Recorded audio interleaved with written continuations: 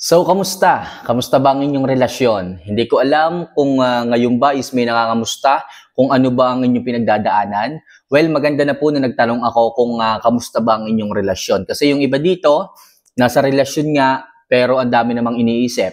Nasa relasyon nga, akala mo masaya, pero ang dami palang problema. So, mga kamamay, ang ating pong magiging topic ngayon is mga bagay na kailangan mong gawin upang tumaas ang halaga mo sa isang lalaki. Okay? So ito yung mga tangian na dapat meron ka, na dapat gawin mo upang sa ganon, ang isang lalaki ay bigyan ka ng pagpapahalaga. Alright?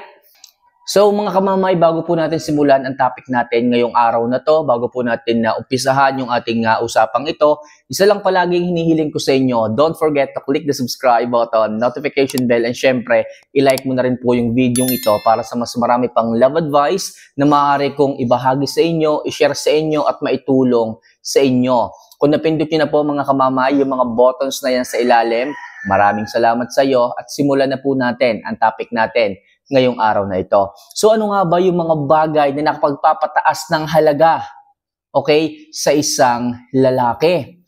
So number 1, yung kakayahan mong lumayo kapag ka palagi kang sinasaktan. Okay? So kapag ka kinakaya mo na yan, kung dati nung una, okay, kahit sinasaktan ka, hindi mo rin kayang lumayo, hindi mo kayang bumitaw sapagkat lagi mong idinadahilan sa akin, mahal ko kamamay Mga kamamay, hindi ko talaga siya kayang iwan sapagkat ganun na tumatak sa puso ko yung isang lalaki. Well, mga kamamay, kapag ganyan palagi ang ginagawa ninyo, kahit sinasaktan ka, ikaw pa rin yung humihingi ng sorry, ikaw pa rin yung nagmamakaawa na huwag kang iwan. Well, mga kamamay, sinasabi ko po sa inyo, ang isang lalaki ay tataas lalo ang ego, tataas lalo ang pride, at hindi ka niya napapansinin. Lalo yung magmamatigas sa iyo, at lalo kang mahihirapan pagdating ng panahon. Sapagkat hinahayaan mo lang siya na gawin na saktan ka. Hinahayaan mo lang siya na yung mga bagay na hindi tama na kanyang ginagawa ay okay lawang sa iyo. Pero, sinasabi ko sa inyo mga kamamay, kung gagawin mo itong tips na to, nakakayanin mo na lumayo kapag ka palagi kang sinasaktan, sigurado ako, ang isang lalaki ay mag-iisip, magtataka, magtatanong kung kailangan ka ba niyang pabayaan. Kung kailangan ka pa ba niyang habulin. Okay? Kapag mahal ka talaga ng isang lalaki, hahabulin ka niyan. Okay? Kapag ginawa mong lumayo, kapag palagi ka niyang sinasaktan sapagkat hindi ka nagtitiis sa kanyang pananakit. At ang isang lalaki ay matatauhan. At ang isang lalaki ay magigising sa katotohanan na pwede ka palang mawala kapag pinagpatuloy niya yung kanyang maling ginagawa. Kaya sinasabi ko sa inyo mga kamamay, kung gusto mong tumaas ang halaga mo sa isang lalaki, kung gusto mo na i-value ka ng isang lalaki, ipakita mo na hindi ka nanghihinayang na mawala siya sa buhay mo. Hindi ka nanghihinayang na palitan siya sa buhay mo sapagkat marami naman yung nandyan para sa iyo, nandyan na maaaring makilala mo ulit, hindi lamang siya. Kaya ang isang lalaki ay matitigilan, ang isang lalaki ay mapapaisip na kapag pinagpatuloy niya yung mga maling ginagawa niya, possible mawala ka sa buhay niya. Okay? Kaya napakagandang bagay na kailangan mong lumayo o iwanan siya oras na palagi kanyang sinasaktan para magising siya sa katotohanan. Okay? So number 2, upang tumaas ang value at halaga mo sa isang lalaki, kailangan may maayos kang pag-uugali. Oo mga kamamay. Kaya ang isang lalaki ay hindi ka pinapahalagahan sapagkat meron kang toxic na ugali. Meron kang ugali na kinaayawan niya o ugali mo na kinagagalit niya. Kaya ang isang lalaki ay natututo na hindi ka pansinin, na hindi ka bigyang pahalaga sapagkat nasa iyo rin naman. Okay? Pero kung ikaw ay isang babae na talagang may maayos na ugali, tinatrato mo siya ng maayos, hindi ka bungangera, hindi ka toxic, sigurado ako mga kamamay, magiging maayos po ang treatment sa'yo ng isang lalaki. Pero kung may maganda ka ng ugali, pero hindi ka pa rin niya tinatrato ng maayos, gaya na sabi ko sa number 1, handa ka dapat lumayo at ipakita sa kanya na kaya mo siyang iwan kapag palagi kanyang sinasaktan o hindi kanya tinatrato ng maayos. Para sa ganun, ma-realize niya. Pero kung ikaw nga ay hindi na nag-aayos, okay, ang pangit pa ng ugali mo, tapos lumalayo ka sa kanya, ginawa mo yung number 1 tips natin na lumayo ka sa kanya at hindi ka nagtiis, sigurado ako hindi kanyang babalikan. Sapagkat kailangan din ng isang lalaki ng prove okay, ng fruit para bumalik siya sa'yo. Kailangan meron kang maayos na ugali. Hindi lang basta-basta na i-epekto sa inyo yung tip number 1 natin na kapag ka lumayo ka, ihahabulin ka. Depende yan. Kapag ka lumayo ka, kailangan maayos ka. Kailangan lalayo ka na maayos ang sarili mo. Hindi yung lalayo ka, tapos toxic ang ugali mo, hindi yan babalik. Kaya mga kamamay, sinasabi ko sa inyo, kung gusto nyo po na pahalagahan kayo ng isang lalaki, kailangan maayos ang ugali ninyo, walang pula, walang pintas. Kailangan mapagmahal kayo, marunong kayong magmahal, marunong kayong tumrato ng maayos ng isang lalaki kapag ginawa nyo yung number 1, na iniwan nyo sila or lumayo ka sa kanya, kapag habang sinasaktan ka, mamimiss ka niyan, hahabulin ka niya, at marirealize niya kung anong meron ka sa buhay niya. Kaya mahalaga pa rin na mag-ayos, na mag-self-improve, at syempre ayusin nyo yung mga toxic nyong ugali. Alright? So number 3, para sa ganon, tumaas lalo ang halaga mo sa isang lalaki. Yung hindi mo paghahabol at pagmamakaawa. Okay? So kailangan mong gawin yan mga kamamay. Kailangan hindi ka maghahabol sa isang lalaki upang hindi niya masilip na ikaw yung mas nagmamahal sa inyong relasyon. Kung alam nyo na mali yung ginagawa nila, huwag nyo silang itolerate, huwag nyo silang sang-ayunan.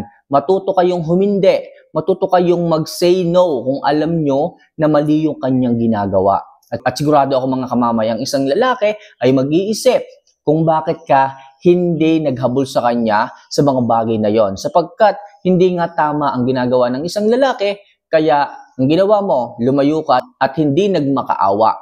Pero kabaliktaran nito mga kamamay, sinasabi ko sa inyo kung kayo ay palaging naghahabol sa isang lalaki, sila na nga nakagawa ng kasalanan pero kayo pa rin ang naghahabol at nagmamakaawa, sigurado ako mga kamamay, hindi kayo itatrato ng maayos ng isang lalaki. Pababa ng pababa ang halaga ninyo sa buhay niya. Tandaan niyo yan mga kamamay Hindi mangyayaring irerespeto kayo ng isang lalaki kapag kaganyan. Kapag palagi kayong nanlilimos, nagmamakaawa sa pagmamahal sa isang lalaki, ang isang lalaki ay aabuso pagdating sa inyo. Ang isang lalaki ay matututo na gumawa ng mas maraming kasalanan at kamalian sa inyong relasyon. Kaya kung ganyan ang isang lalaki, hindi marunong magpasensya, hindi marunong humingi ng tawad, hindi marunong maghabol sa inyo kung sakasakaling sila ang mali, sigurado ako mga kamamay, hindi tamang tao yan para sa inyo. Kaya sinasabi ko palagi sa inyo na hindi nyo kailangang maghabol kung kayo man ay walang pagkakamali sapagkat nagiging dahilan nyo ng isang lalaki para gumawa pa ng mas maraming kasalanan pagdating sa inyong relasyon. Kaya dapat matuto kayo na hindi maghabol at hindi magmakaawa kung alam nyo na wala kayong pagkakamali at lalong-lalo na kung sila ang nagkamali sa inyo. Alright? So next, para tumaas at maging mahalaga kayo sa buhay ng isang lalaki, kailangan araw-araw kang mag-self-improve. Yes, mga kamamay, most of the girls nakakalimutan to.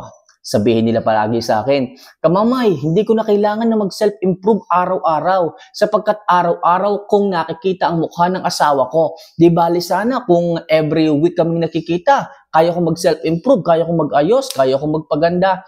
Hindi po dahilan yon. Kailangan araw-araw ipakita nyo sa isang lalaki na gumaganda kayo, nag-i-improve kayo sa lahat ng aspeto, hindi lang sa itsura. Okay, sa kakayahan, sa skills, okay, sa knowledge, kailangan nag-i-improve kayo mga kamamay para ang isang lalaki ay hindi magkumpara sa ibang babae. Sapagkat kapag hindi mo na nabibigay ng pansin lahat ng aspeto sa sarili mo, ganda, kakayahan, diskarte, magkakaroon ng comparison sa isipan ng isang lalaki.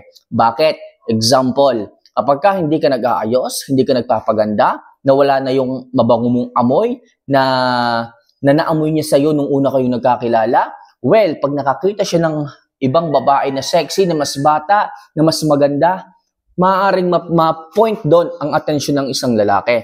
Sapagkat ikaw ay hindi nagsiself-improve. Sapagkat ikaw ay hindi nagpapaganda at nag-aayos. Kaya ang isang lalaki ay mauumay sa'yo at hindi niya mapipigilan na tumingin sa ibang babae at doon magkaroon ng something na paghahangad. Kaya mga kamamay, kung gusto nyo na hindi mabaling sa ibang atensyon ng isang lalaki, sa inyo dapat magmula ang pag-aayos, ang pagpapaganda, ang pagpapasexy, lahat ng aspeto. Sabi ko nga, dapat araw-araw kayong nagse-self-improve para ang lalaki ay walang dahilan na tumingin sa iba. Ang isang lalaki ay walang dahilan na magmahal ng iba. Kaya mahalaga mga kamamay na mag-self-improve kayo araw-araw upang ang isang lalaki ay magbigay ng mataas na pagpapahalaga at respeto sa inyo. And lastly, kailangan meron kang kumpiyansa sa sarili mo. Kung gusto mo na bigyan ka ng pagpapahalaga o tumaas ang value mo sa isang lalaki, kailangan isa kang babaeng may kumpiyansa, confident sa iyong sarili upang sa ganon ang isang lalaki ay humanga sa iyo, upang ang isang lalaki ay hangaan ka sapagkat ikaw yung babaeng hindi marunong mahiya kung meron ka namang ipagmamalaki. Yung iba kasing mga babae dito, mga kamamay, okay? Hindi pa sinusubukan ng isang bagay, natatakot na silang sumubok, nahihiya, sabihin, hindi raw nila kaya, okay, mahihina, mahihiyain. Paano kayo magugustuhan at pahalagahan ng isang lalaki kung sa inyong sarili pa lamang ay natatakot na kayong sumubok, nahihiya na kayo? Mga kamamay, mahalaga po ang self-confident o yung kumpiyansa sa inyong sarili upang magustuhan, upang mas mahalin, mas pahalagahan ng isang lalaki. Okay, iilan na kasi yung mga babaeng ganyan. Bibihira na po kasi yung mga babaeng ganyan na merong self-confidence sa inyong sarili. Sinasabi ko to mga kamamay upang mas iangat nyo pa yung sinasabi kong self-confident para ang isang lalaki ay hindi maghanap ng iba. O para ang isang lalaki ay maging confident din sa inyo sapagkat makakatulong yan. Okay? Ikaw kasi yung babae na maraming alam. Kaya mong humarap sa tao, hindi ka mahihiyain. Kaya mo siyang ipagmalaki. Kaya mong magsalita. Ganyan mga kamamay ang mga babaeng may self-confident. Yung kayang dalhin ang kanilang sarili saan man sila makarating. At gustong-gusto yan ng isang lalaki pagdating sa isang babae. Alright? So, paano mga kamamay? Maraming salamat sa pagtapos ng video ito. Hopefully, nakatulong at makatulong pa ito sa mas marami nating subscribers and viewers dito. Ulitin ko mga kamamay, kung gusto nyo po ng ganyang klase ng topic and tips na tungkol sa inyong buhay pag-ibig, huwag kalimutan na pindutin ang subscribe button, notification bell, at syempre, i-like mo na rin yung video ito para sa mas marami pang love advice na sigurado ako makakatulong sa inyong buhay pag-ibig. So, paano mga kamamay? See you for our next vlog. Maraming salamat. Paalam.